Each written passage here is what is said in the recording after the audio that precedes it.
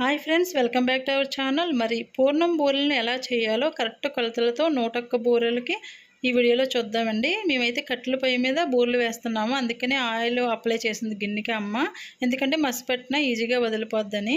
KG శనగపప్పు అయితే తీసుకుని ముందుగా నానబెట్టుకోవాలండి. శనగపప్పు ఉడకడానికి చాలా టైం పడుతుంది కాబట్టి నానబెట్టుకుంటే కొంచెం ఈజీగా ఉడుకుతుంది.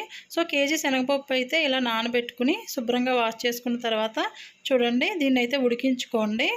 పప్పు బాగా ఉడికింది అనుకున్నప్పుడు మీరైతే కేజీ బెల్లాన్ని కోరుకుని కేజీ బెల్లాన్ని అయితే అందులో వేసుకోండి. తర్వాత కూడా మీరు ఉడికించుకోవాలండి. ఉడికిన తర్వాత ఇలాచీ పౌడర్ని అయితే యాడ్ చేసుకోండి, మంచి ఫ్లేవర్ వస్తుంది. సో చూడండి, పప్పు అయితే ఉడుకుతుంది, ఇంకొంచెం ఉడకాలండి.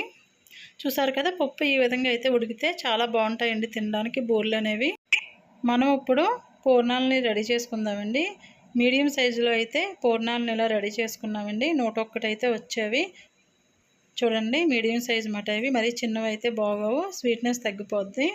సో ఇప్పుడైతే కేజీ మినపప్పునైతే మేమైతే తొక్కపప్పు తీసుకున్నామండి. 1 కేజీ మినపప్పు ఇలా నానబెట్టుకుని శుభ్రంగా తొక్క అంతా తీసేసి చూడండి, పిండి అయితే ఇలా వచ్చింది. దీంట్లో అయితే 2 కేజీల బియ్యం పిండిని అయితే కలపాలండి. తడిపిండి అంటాం కదా, బియ్యాన్ని నానబెట్టేసుకుని ఆరబెట్టిన తర్వాత దాన్ని పిండి చేస్తారు. ఆ తడిపిండిని అయితే కలపాలండి బూరెలకి. సో 2 కేజీల పిండి అయితే పడుతుందండి 101 బూరెలకి కూడా. చప్పగా లేకుండా మనం కొద్దిగా బెల్లాన్ని అయితే ఆ పిండిలో యాడ్ చేసుకోవాలండి. చూడండి, ఇది బీటి మూకుడు అంటారు. మీరు ఎప్పుడైనా చూసారా ఈ మూకుడిని? సో బూరెలకి అయితే అమ్మ ఎప్పుడు ఈ బీటి మూకుడిని ఉపయోగిస్తారన్నమాట, పొయ్యి మీద వేస్తారు. సో చూడండి, ఈ కొలతలతో చేసుకుంటే కనుక మీకు బూరెలు అనేవి కరెక్ట్గా వస్తాయండి. చాలా క్రిస్పీగా కూడా ఉంటాయి.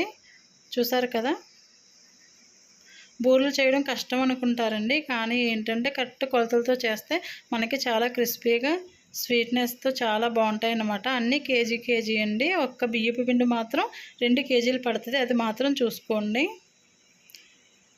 సో చూడండి, బూరెలు అనేవి తయారైపోయినాయి అన్నమాట. వీడియో నచ్చితే లైక్ చేయండి. అలాగే ఇలాంటి మరిన్ని వీడియోల కోసం మన ఛానల్ని సబ్స్క్రైబ్ చేసుకోండి. Thank you.